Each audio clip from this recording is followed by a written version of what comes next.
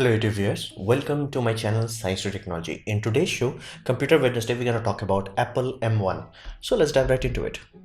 Well, first, what the heck we are talking about? We are talking about Apple custom silicon, which is not a new thing. They have been doing it in their iPod and their iPhones for a very long time. However, this time they are targeting PCs and laptop, basically computers. So that's the big thing here. Now, the reason is M1 is an ARM-based system, or you can think of it this way. There is only two core architecture that are available at this point in time in this planet, that is x86 from Intel, which is licensed to AMD also. So these two companies can make x86, and then you have ARM. And ARM as a corporation, they were like, okay, this is our architecture, this is our design, you can go YOLO on it. So companies like Samsung, they took that design, they went YOLO and they made Exynos with it. Snapdragon took that, they made Snapdragon, or like Qualcomm took that and they made Snapdragon out of it, and Apple did the same. So Apple took it out and they made M1 here. So that's what we are talking about. Now you have to understand it this way. x86, when you think about it, and especially when you compare it to, let's say, ARM based system, you'll find, hey, ARM is so much smarter, so much wiser, so better energy efficient. Why the heck that is? One simple reason: the what we call computer now, or computation, has been laid down by simply x86. Like, they laid down the foundation of computers as we know today. We do not have the luxury of, like, at that point in time, the engineers did not have the luxury, oh, there may be a device in the future that is small enough to put in your pocket, and there will be like, hey, there are some applications that must be running 24/7 onto this equipment. For example, in your mobile phone, all the radios must keep working 24/7. For example, your phone systems, your SMS systems, your even Wi-Fi, GPS, all these things must work in the background. Does not matter whether your main app has crashed or not, this system must work. So they need something that is low energy consumption but powerful enough. And then you will have, hey, you will have some burst load, like playing a game or doing something intensive. At that point in time, you may need more oomph out of it. So ARM decided this idea that we're gonna give you core architectures and you can mix and match. That is the interesting part. In computer, everything is the same thing. It's like you have 8-core processor that is the same as 16-core. Like if you go inside that computer, it's like, okay, computer use core number 1, computer use core number 2. There is no logic there. It's just like more. Now, in this sort of ARM-based architecture, you could have logic. For example, if it's like, dude, this is a constantly running task, like running radios on a mobile phone or things of that nature. It's like, put that into low energy requirement, simply because it has to run 24/7, and we would like to conserve our battery life. So that's awesome. But like, bro, we are running a game. No, like, dude, we need performance for this puppy. Okay, put that into high performance core. So same thing goes here in M1 system. This has 4 high core performance and 4 low core one. However, be mindful, even though they are directly taken away from ARM system, directly taken away from their mobile phone, it has more flexing in it. So for example, you can take a same processor and run it at a higher gigahertz, get more work done from it, but the heat output will not be similar. So for example, you will go from, hey, I'm going from 1 gigahertz to 2 gigahertz. Your heat output will go from, let's say, 1 watt to 2 watts. It will not be the same. Like you will go from 2 watts, rather than to go to 3 watts, you will end up going to 5 watts or even 15 watts of heat output. That's why gigahertz do not scale so much. So that's why you will see processors are kind of like bottoming out right nowadays. Like in early days, we went from 1 gigahertz to 2 gigahertz to 3 gigahertz. After that, we kind of plateaued. It's like barely reaching 4 gigahertz nowadays, and 5 gigahertz is just a boost clock that we could achieve. It's not a sustainable system. Why is that? Simply because heat output is very exponential at that point in time.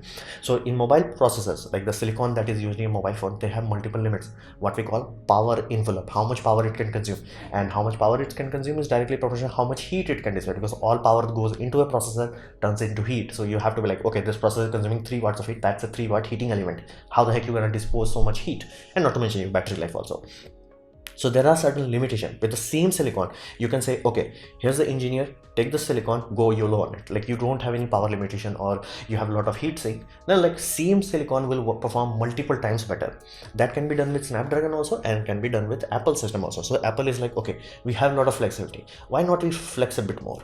And then they directly went to 5 nanometer process. Now this is significant simply because nanometer shrinkage is no longer happening at the same rate as we used to have. Like we went from 17 nanometer to 14 nanometer to 20 nanometer to 14 nanometer to 7 nanometer. We are no longer going like, bonkers speed, simply because once you go to very small nanometers like this, the production rate drops. It's like you will take 100 silicon ingots and you'll barely get 50 working out of it.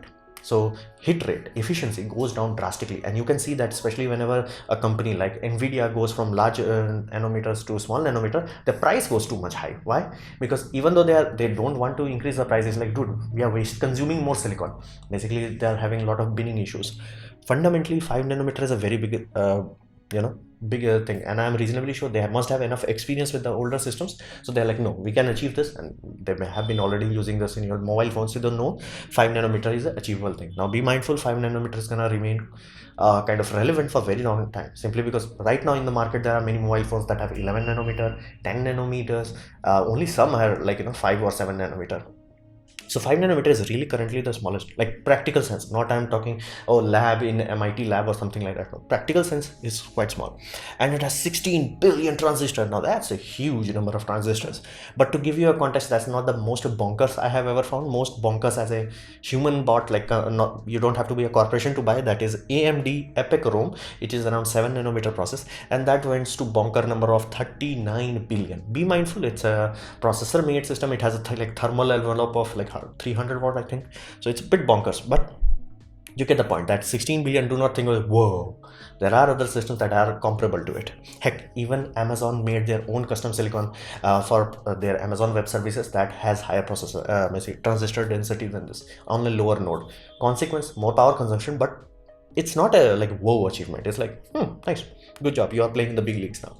And another aspect is they are like simplifying their motherboard manufacturing, whereas like their motherboard is just plonk, done. So only thing they have on their motherboard at this point in time is just controllers for communication structures, basically Thunderbolt, and basically memory system, memory as in like data memory storage, like SATA, NVMe and things of that nature. Almost everything is directly inside that M1 unit. So M1 unit will have two place for RAM slots, and inside the core processing unit, processor unit, you will have CPU, you will have fabric, same way AMD does, like mix match multiple processor cores, you will have a fabric. Then you will have GPU like AMD advanced dedicated processing unit, and then you're gonna have a neural network. Now this is common in Snapdragon but not found in desktop, because desktop does not have any equivalent about this, and they have large amount of cache. Like for example, AMD made a lot of improvement because they went from basically having 16 MB of cache to 32.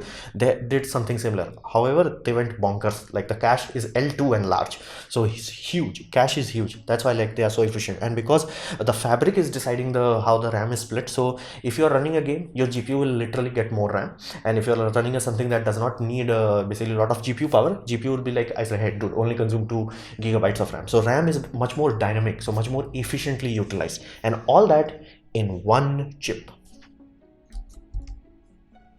So what is the importance of it? Now be very mindful, I'm very thorough about this. Apple have achieved almost 100% vertical integration, and there is no other company on this planet that is even close, or something like, oh, we can achieve that, but let's say it will take 10 years. No company is even close to achieving this. For example, videos, you will see creative professionals, like basically video makers, music artists and all that. Like many times they are like Apple, Apple, Apple, and we may not understand it, but there is a very thorough reason for that. For example, let's say you are shooting in a camera. Many professional cameras, as in cinema cameras, have what we call ProRes as a codec. This codec has been developed by Apple. Okay, you're like, okay, you are recording something that could be any camera. It's recording something in Apple's format. Then where are you gonna edit it? You're gonna edit in Mac. Okay, let's say, and because Mac is now being completely controlled by Apple, and Apple is controlling the exact processor, they can put a what we call dedicated hardware decoding chip that will make it very efficient, super efficient, super fast.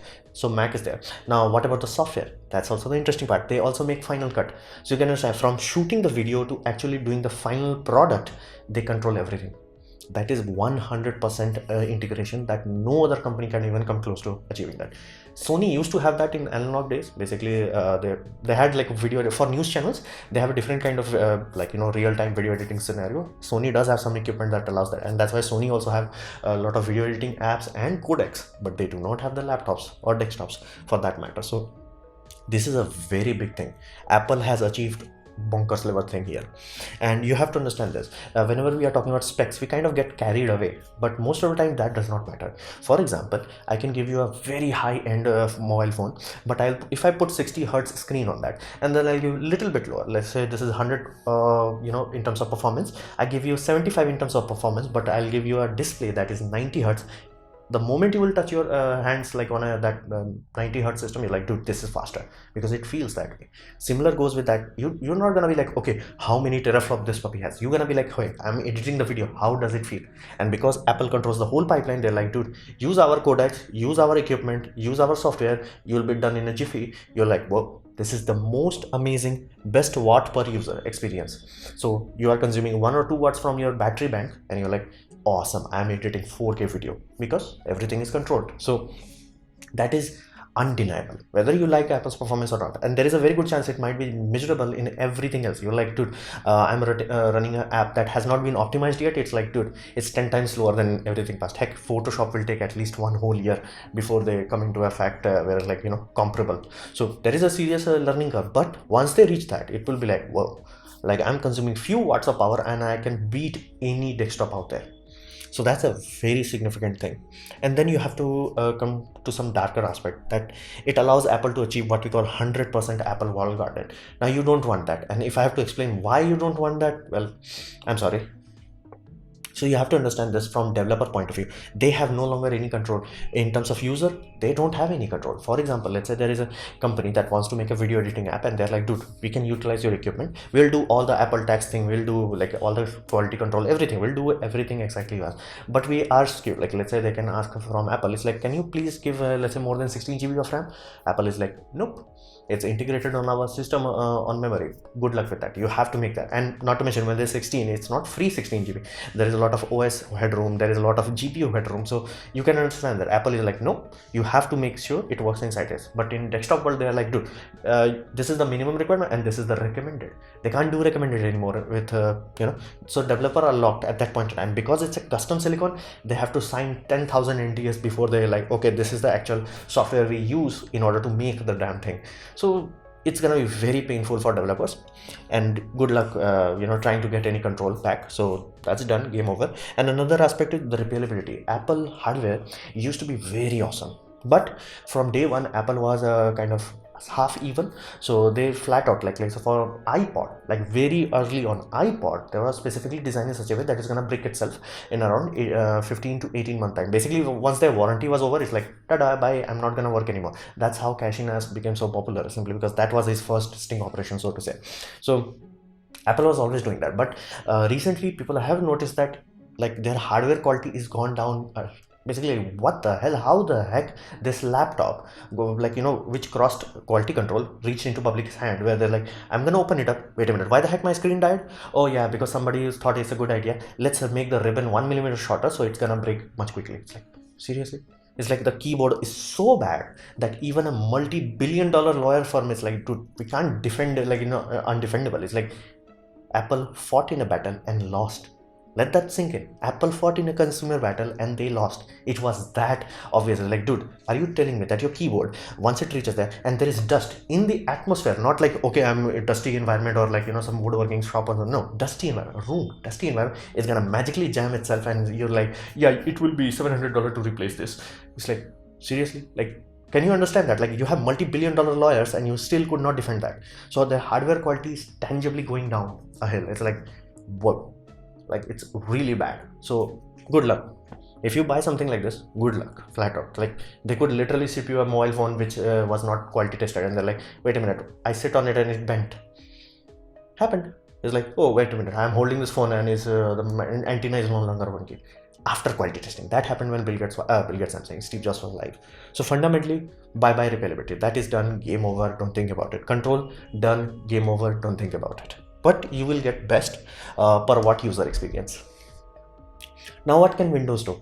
Now you have to understand it this way. Windows was huge, as in the richest man on the planet kind of huge. So fundamentally, Microsoft was very successful because of Windows, but after a while they kind of teetered off, and they went into different avenues. For example, Xbox, that also became a kind of a big money maker. Then they went into some other things like creating a competitor to Amazon Web Services. So they have their own competitor for that, Azure Cloud Systems. It is successful and it is making most of the money. Consequence, Microsoft as a whole is no longer focusing on Windows, and Windows went from like XP days where it's like, it's not awesome, but it's solid, robust, it works too, it's a good luck. is like, try it, good luck with you. Like basically you could have an update. Like my friend recently had an update, is like his Ethernet system stopped working because the drivers stopped working. Like they are no longer testing it. And you can watch your videos from Barnacle who have actually worked into Microsoft, and he's like multiple stamps. It's like, dude, I have worked 10 years here, multiple stamps and like multiple awards and all that. Just it's like they flat out fired all their testing crews. It's like, nope.